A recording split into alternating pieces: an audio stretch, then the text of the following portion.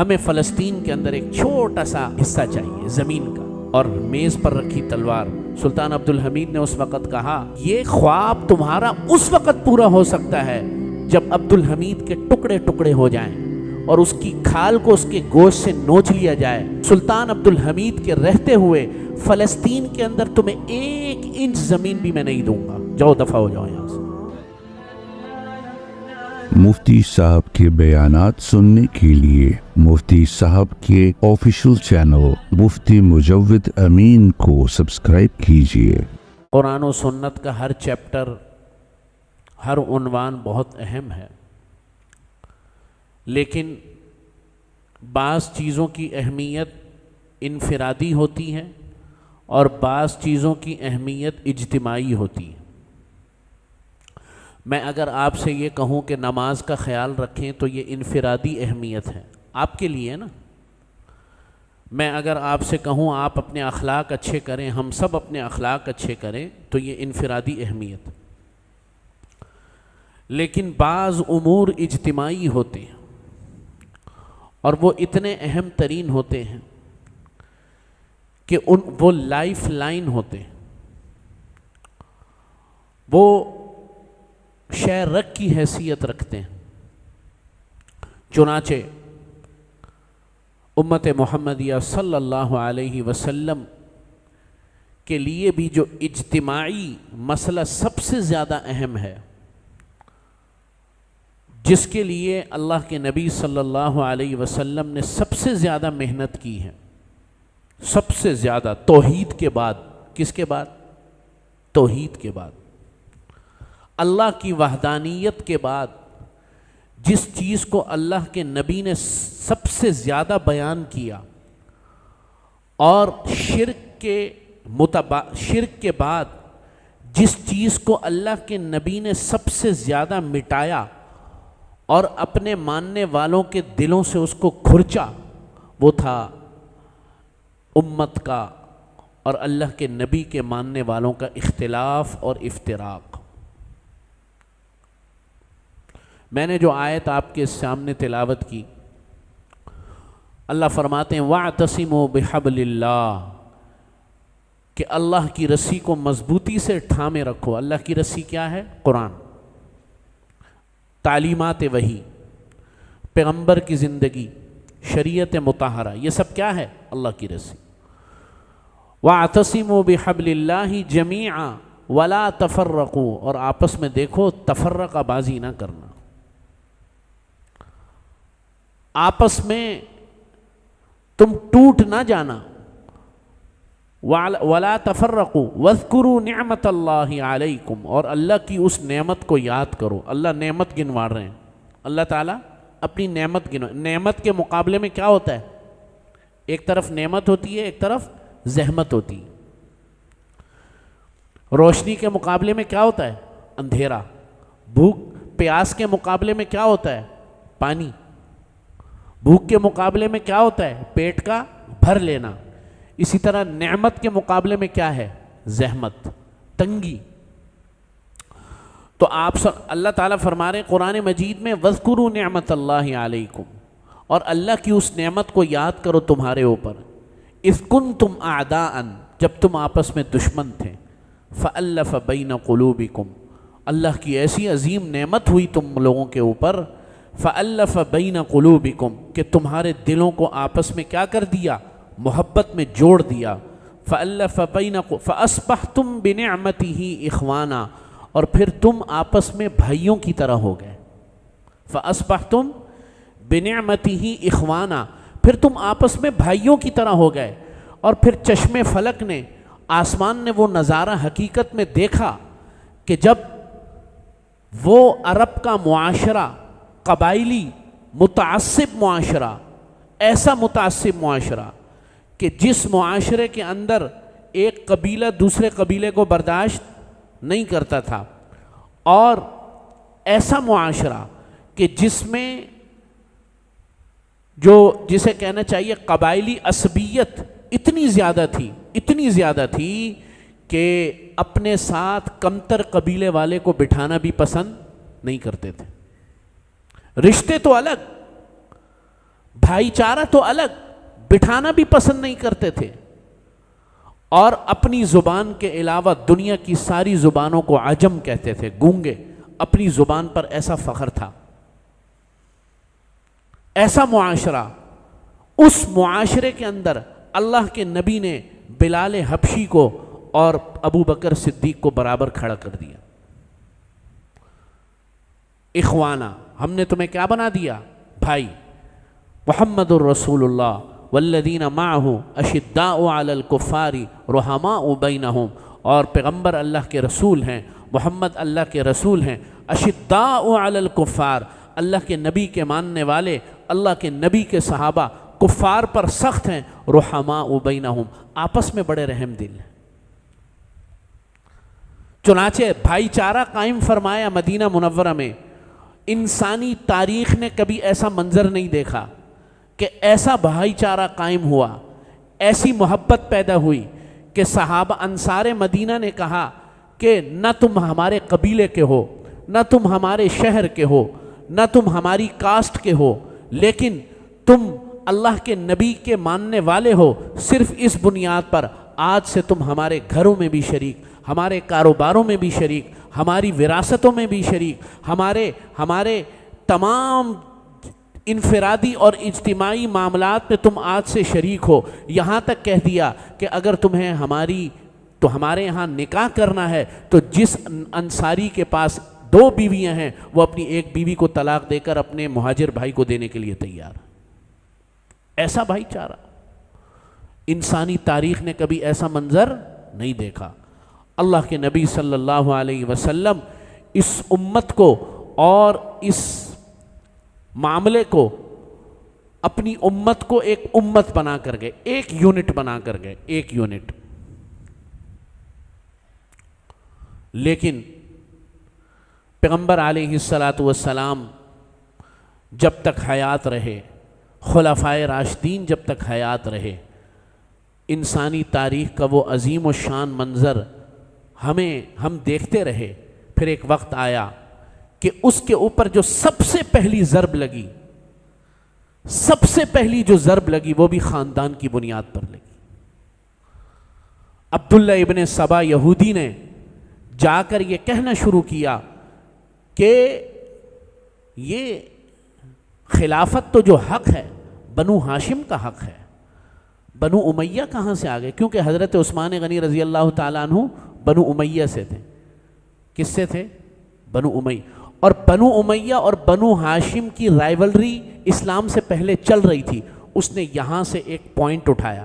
حضرت عمر کے دور میں تو جرت نہیں ہوئی، اتنی مضبوط شخصیت تھے حضرت عمر رضی اللہ تعالیٰ عنہ کہ ان کے دور تک کسی کو ہمت نہیں ہوئی ایسا معاملہ اٹھانے کی۔ چنانچہ یہ خبیث شخص جس کا نام عبداللہ ابن سبا تھا، اس نے جو جڑ پکڑی امت میں، اس امت میں اختلاف کی پہلی بنیاد جو ڈالی، وہ کس بنیاد پر ڈالی؟ خاندان کی بنیاد پر۔ وہ دین کی بنیاد پر نہیں، وہ پیسے کی بنیاد پر نہیں، وہ ملک کی اور حکومت کی بنیاد پر نہیں، وہ سب سے پہلی بنیاد کس پر ڈالی؟ خاندان کی بنیاد پر۔ آپ صلی اللہ علیہ وسلم کی حدیث تھی کہ الائمۃ من قریش، یہ حضور طے فرما گئے تھے اپنی زندگی میں کہ خلافت جو ہوگی وہ قریش میں چلے گی۔ کس میں چلے گی بھائی؟ کس میں چلے گی؟ قریش میں۔ لیکن قریش کی شاخیں تھیں نا، بنو امیہ بھی قریش کی شاخ تھی، بنو ہاشم بھی قریش کی شاخ تھی، اور بھی کئی شاخیں تھیں۔ تو بنو امیہ اور بنو ہاشم، ان کی رائیولری حضور کے زمانے سے پہلے کی چپکلی چلتی رہتی تھی۔ تو جب حضرت عثمان غنی بنو امیہ سے خلیفہ بنے تو اس نے اس چیز کو بنیاد بنایا، اور انہوں نے کہا کہ خلافت کا حق تو علی کا تھا۔ خلافت کا حق کس کا تھا؟ علی کا تھا۔ حالانکہ حضور علیہ الصلوۃ والسلام نے ایسی کوئی صراحت نہیں فرمائی، چنانچہ امت کے ایک بہت بڑے طبقے کو اس نے کیا کیا؟ گمراہ کیا، اور امت کے اندر اختلاف کی بنیاد ڈالی۔ وہ کس بنیاد پر ڈالی؟ میں بار بار آپ سے کہلوا رہا ہوں، وہ کس بنیاد پر ڈالی؟ خاندان کی بنیاد پر۔ یہ ایسی عصبیت، ایسی لانتی چیز ہے کہ جب کسی معاشرے کے اندر سرائیت کرتی ہے تو عقل کو چھین لیتی ہے۔ عقل کو کیا کر لیتی ہے؟ چھین لیتی ہے۔ اور پھر امت کے اندر پھر وہ وقت آیا، اسی اختلاف کی بنیاد پر ایسا وقت آیا، حالات نے ایسا رخ اختیار کیا، اس کی ایسی نحوست آئی امت کے اندر کہ حضرت علی رضی اللہ تعالیٰ عنہ، حضرت امیر معاویہ رضی اللہ تعالیٰ عنہ کو جنگ کی نوبت پیش آ گئی۔ ایک الگ ٹاپک ہے، ایک الگ بہت بڑی تفصیل ہے، میں اس میں جاؤں گا نہیں۔ آپ سمجھ رہے ہیں بات؟ چنانچہ دو اختلاف ایسے ہیں، دو معاملات ایسے ہیں کہ جب کسی معاشرے کے اندر آئے یا لایا جائے تو وہ اتنا عام طور پر 90% وہ کارگر ثابت ہوتا ہے 90% وہ کامیاب ہو جاتا ہے۔ شیطان کا ایسا وار ہے، یہ ایسا وار ہے کہ اس کے وار سے اب تک کی ہماری تاریخ یہ بتاتی ہے کہ بچت بہت کم ہوئی۔ آپ کو میں قریب کی مثال دوں گا اور پھر اپنی بات کو ہمارے موجودہ حالات کے تناظر میں سمجھاؤں گا۔ اللہ کرے، اللہ سے دعا ہے کہ میری یہ بات آپ لوگوں تک پہنچ جائے اور آپ کے دلوں میں اتر جائے۔ اسلامی تاریخ کا سب سے آخری سانحہ وہ تھا خلافت عثمانیہ کی خلاف ختم ہونا۔ جیسی تیسی تھی خلافت تھی، جیسی تیسی تھی۔ آپ کہیں گے کہ جی ترک جو تھے کمزور ہو گئے تھے، میں بھی مانتا ہوں جنگ عظیم اول کے بعد کمزور ہو گئے تھے، لیکن جب بیت المقدس لینے کے لیے سلطان عبد الحمید کے پاس آیا، ان کا یہودیوں کا سب سے بڑا رہنما، اس کا نام تھا تھیوڈور ہرزل، ایسا کوئی نام تھا، میں اس وقت بھول رہا ہوں۔ وہ جب آیا، خلافت عثمانیہ کمزور ہو چکی ہے، اپنے بہت سے علاقے گنوا چکی ہے، ریاست اب ویسی ریاست نہیں رہی، تو یہودیوں کا جب یہ تھیوڈور ہرزل، ہاں اس کا نام پورا تھا، وہ سلطان عبد الحمید کے پاس آیا، اس نے کہا کہ خلافت عثمانیہ اس وقت قرضے میں جکڑی ہوئی ہے، بہت زیادہ قرض ہے اس کے اوپر، جرمنی کا قرضہ دینا ہے اور بھی کئی ممالک کے قرضے دینے ہیں، میں وہ سارا قرضہ ادا کرنے کے لیے تیار ہوں، ہم لوگ یہودی۔ اس نے کہا ٹھیک ہے، تمہیں کیا چاہیے؟ اس نے کہا کچھ نہیں چاہیے، ہمیں فلسطین کے اندر ایک چھوٹا سا حصہ چاہیے زمین کا، فلسطین کے اندر زمین کا چھوٹا سا حصہ چاہیے۔ تو سلطان عبد الحمید نے اپنی تلوار کو نکالا اور میز پر رکھی تلوار، سلطان عبد الحمید نے اس وقت کہا کہ یہ خواب تمہارا اس وقت پورا ہو سکتا ہے جب عبد الحمید کے ٹکڑے ٹکڑے ہو جائیں اور اس کی کھال کو اس کے گوشت سے نوچ لیا جائے، یہ اس وقت تو ممکن ہے، سلطان عبد الحمید کے رہتے ہوئے فلسطین کے اندر تمہیں 1 انچ زمین بھی میں نہیں دوں گا، جاؤ دفع ہو جاؤ یہاں سے۔ اس دن یہودیوں نے سوچا کہ جب تک یہ رہی سہی ٹوٹی پھوٹی خلافت عثمانیہ قائم ہے، ہمارا فلسطین کے اندر یہ خواب کبھی بھی پورا نہیں ہوگا۔ چنانچہ انہوں نے پھر سب سے بڑی جو چال چلی وہ عرب قومیت کی چال چلی۔ کس کی؟ اور پھر لارنس آف عربیہ مشہور کریکٹر ہے اور حقیقی کریکٹر ہے، MI6 کا برطانوی انٹیلیجنس کا بہت بڑا افسر تھا، اس کو روانہ کیا حجاز، اس کو عربی سکھائی، وہ ایسی عربی بولتا تھا کہ عرب بھی ایسی عربی نہیں بولتے تھے،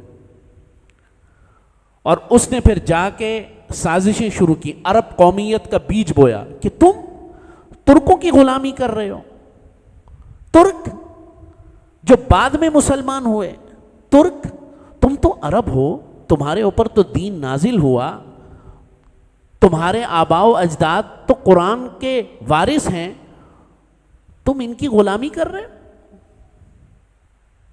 سمجھ آئی بات؟ اور پھر وہ وقت دیکھا دنیا نے کہ یہ پورا حصہ جو خلافت عثمانیہ ہوتا تھا کسی دور کے اندر ایک ایک کر کے امت کی اس تسبیح سے ٹوٹتا چلا گیا، ٹوٹتا چلا گیا۔ تو کیا وہ لوگ آزاد ہو گئے؟ بتائیں مجھے، آزاد ہو گئے وہ؟ آج آزاد ہیں وہ؟ آج فلسطین پر کس کی حکومت ہے؟ کیا اسرائیل نے اس عرب کے قائد اعظم رحمۃ اللہ علیہ فرمایا کرتے تھے کہ اسرائیل کا وجود امت کے سینے میں خنجر کی طرح ہے. یہ پورا یہ امت مسلمہ ہے، پورا امت مسلمہ جزیرہ عرب سے لے کے پاکستان اور ہندوستان اور بنگلہ دیش تک، اس کے قلب کے اندر خنجر گھونپ دیا اسرائیل کی صورت میں برطانوی استعمار نے، اور اس کی سب سے بڑی جو بنیاد رکھی وہ عرب قومیت کی بنیاد رکھی. ان کو توڑا آپس میں. چنانچہ عرب کے تمام علاقوں نے بغاوت کر دی سلطنت عثمانیہ کے خلاف. نادانوں نے، ان نادانوں نے یہ کام کیا اور خود بھی آزاد ہو گئے. آپ کو کیا لگتا ہے یہ جو مملکتیں بادشاہتیں ملی ہیں یہ آزادی کی والی بادشاہتیں ہیں؟ دنیا کے اندر جب کوئی قوم، جب کوئی استعمار طاقتیں تعصب کی بنیاد پر کسی قوم کو لڑاتی ہیں تو یاد رکھنا ایک بات، اس بات کو اپنے سینوں میں بٹھا لیں کہ وہ ان کو بھی آزادی پھر کبھی نہیں دیتی. اور ایسے جو تعصب کے زبان اور قومیت کی بنیاد پر جو جرائم ہوتے ہیں وہ سب سے جن کو انقلاب کا نام دیا جاتا ہے، وہ انقلاب نہیں ہوتا، وہ کفر ہوتا ہے. وہ ہمارے نزدیک کفر ہے، دین اسلام کے نزدیک وہ گمراہی ہے. چنانچہ ایسا جو کچھ ہوتا ہے وہ سب سے پہلے اپنے بچوں کو نگلتا ہے. یہ جو دیو ہوتا ہے نا، یہ سب سے پہلے اپنے بچوں کو نگلتا ہے.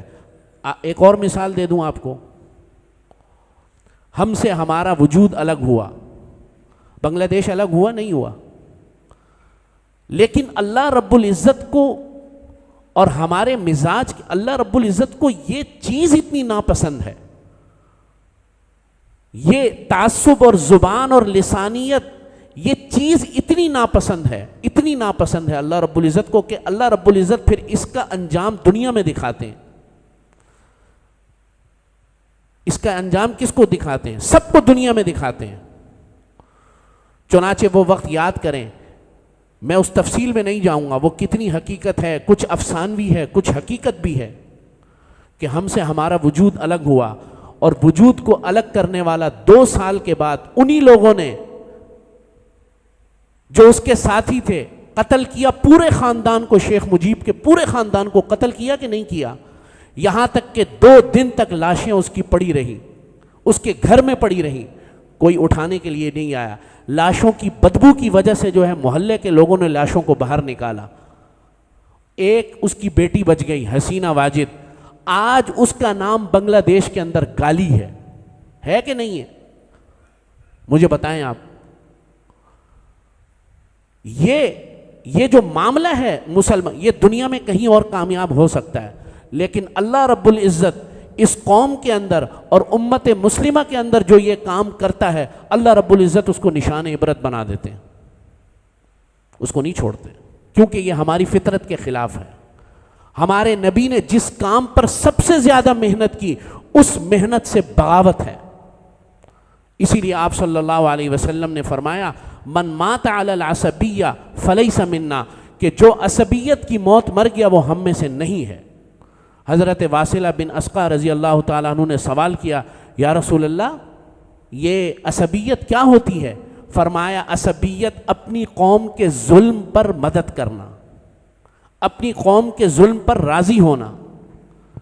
کہ آپ کی قوم کا آدمی ہے، وہ ایک ظلم کر رہا ہے، ایک غلط کام کر رہا ہے، اور آپ اس کے لیے راضی ہیں، آپ اس کے لیے دلائل فراہم کر رہے ہیں، آپ اس کے لیے جو ہے آرگیومنٹ کر رہے ہیں، آپ اس کے لیے ایکسکیوزز کر رہے ہیں، آپ کہہ رہے ہیں کہ ریاست نے ظلم کیا، فلاں کیا، بالکل ٹھیک ہوگا. لیکن دین اسلام کے مزاج کے اندر زبانی لسانیت کو بنیاد بنا کر امت کے اندر افتراق ڈالنا، یہ کفر کے بعد سب سے بڑا جرم ہے. کفر کے بعد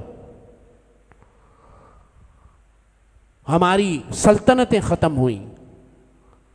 آج اس افتراق کی وجہ سے، اس اختلاف کی وجہ سے، دیکھیں اختلاف الگ چیز ہے، افتراق الگ چیز ہے. قرآن مجید میں لفظ استعمال ہوا وَاعْتَصِمُوا بِحَبْلِ اللَّهِ جَمِيعًا وَلَا تَفَرَّقُوا. تفرقہ نہ کرو. اختلاف تو ہوتا ہے. حضرت ابو بکر اور حضرت عمر رضی اللہ تعالیٰ عنہ میں اختلاف ہوتا تھا کہ نہیں ہوتا تھا؟ کتنے موقعوں پر ہوا اختلاف. بلکہ یہاں تک فرمایا، یہ ہے تو ضعیف روایت لیکن بہرحال کہ اختلاف امتی رحمتن، کہ میری امت کا اختلاف رحمت ہے. وہ دینی مسائل کے اندر اختلاف کا ہونا وہ رحمت ہے. کیا مطلب؟ امت کا ایک بڑا طبقہ یہاں پر ہاتھ باندھتا ہے، ہم لوگ یہاں پر ہاتھ باندھتے ہیں. اللہ کے نبی نے یہاں پر بھی ہاتھ باندھا، یہاں پر بھی ہاتھ باندھا. اللہ کے نبی کی یہاں کی سنت پہ بھی عمل ہو رہا ہے، یہاں کی سنت پہ بھی عمل ہو رہا ہے. اللہ کے نبی نے آمین اونچی آواز میں بھی کہا، پست آواز میں بھی کہا. اللہ کے نبی کی اونچی آواز کی بھی سنت بلند ہو رہی ہے، نیچی آواز کی بھی سنت کا احیاء ہو رہا ہے. اللہ کے نبی کی زندگی کو پوری طریقے سے اللہ تعالیٰ نے محفوظ فرما دیا. تو یہ اختلاف ہے. اختلاف باپ بیٹے میں بھی ہوتا ہے، بھائی بھائی میں بھی ہوتا ہے. لیکن باپ بیٹے میں اگر اختلاف اور بیٹا باپ سے کہے تو میرا باپ نہیں ہے، آج میں تیری ابوت کا انکار کرتا ہوں، جائز ہے؟ ماں بیٹی میں، ماں بیٹے میں اختلاف ہو جائے تو کہے کہ آج سے تو میری ماں نہیں ہے.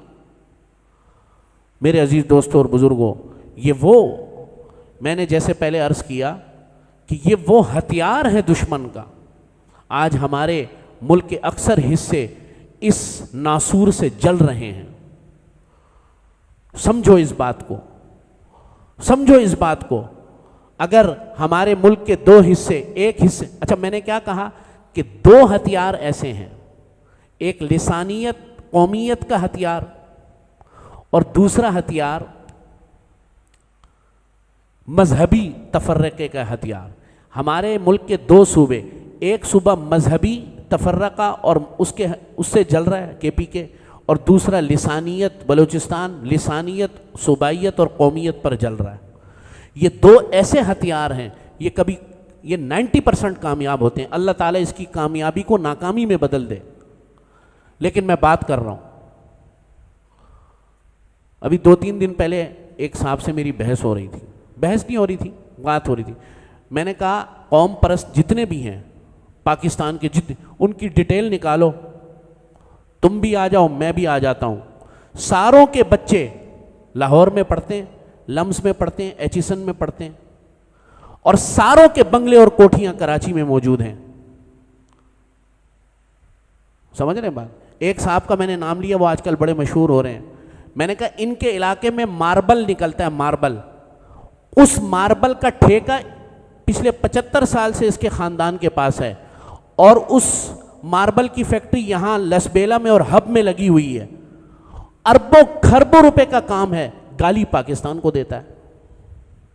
اختلاف ہوتے ہیں، اختلاف ہوتے ہیں ریاستوں کے اندر، اور بڑے سنگین اختلافات ہو جاتے ہیں.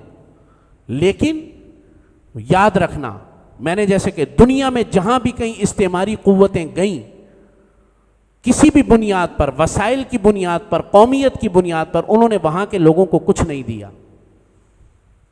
نائجیریا جو ہے نا، نائجیریا دنیا میں سب سے زیادہ تیل کہاں پہ ہے پتہ ہے آپ کو؟ سعودی عرب میں نہیں ہے، قطر میں نہیں ہے، نائجیریا میں. کہاں پہ؟ نائجیریا میں، اور سوڈان اور صومالیہ میں. پچھلے 50 سالوں سے یہ علاقے خانہ جنگی میں. لیکن آپ کو مزے کی بات بتاؤں، تیل یہاں کا امریکہ جا رہا ہے، اس میں ایک دن کا وقفہ بھی نہیں آیا. آپس میں لڑا کے ان کو ڈائریکٹ پائپ لائنیں سمندر میں ڈال کے جہاز ہوتا ہے، لوڈ ہوتا ہے، اور امریکہ اور پوری دنیا یورپ کے اندر، اور وہاں کے بیچارے لوگ لڑ رہے ہیں، وسائل پر لڑ رہے ہیں. کیا وسائل ان کو مل گئے؟ مل گئے وسائل ان کو؟ یہ دنیا کی تاریخ ہے، اٹھا کر دیکھ لیں، دنیا کی 2000 سال کی تاریخ ہے. جب کسی استعماری قوت نے کہیں پر مداخلت کی اس بنیاد پر، قومیت، لسانیت یا وسائل کی بنیاد پر، وہاں کے لوگوں کو کچھ نہیں دیا، انہوں نے کچھ نہیں دیا. وہاں کے لوگ پھر بھی جو ہے جنگ، اپنا خانہ جنگی میں مبتلا رہے، آپس میں ایک دوسروں کو قتل کرتے رہے، اور وہ لوگ وسائل لوٹ کر چلے گئے. وہ اس لیے تھوڑی آ رہے ہیں کہ تمہیں دیں گے، وہ اس لیے تھوڑی تمہاری مدد کر رہے ہیں کہ تمہیں دیں گے، اور بھائی وہ اپنی تجوریاں بھریں گے. اس لیے اللہ رب العزت سے دعا کرو، اللہ تعالی ہماری اس قوم کو اور ہمارے پوری دنیا کے امت مسلمہ کے مسلمانوں کو اس عظیم فتنے سے جو قومیت کا اور لسانیت کا فتنہ ہے، اللہ تعالیٰ اس سے حفاظت فرمائے اور ہم سب کی مدد و نصرت فرمائے۔ وآخر دعوانا الحمدللہ۔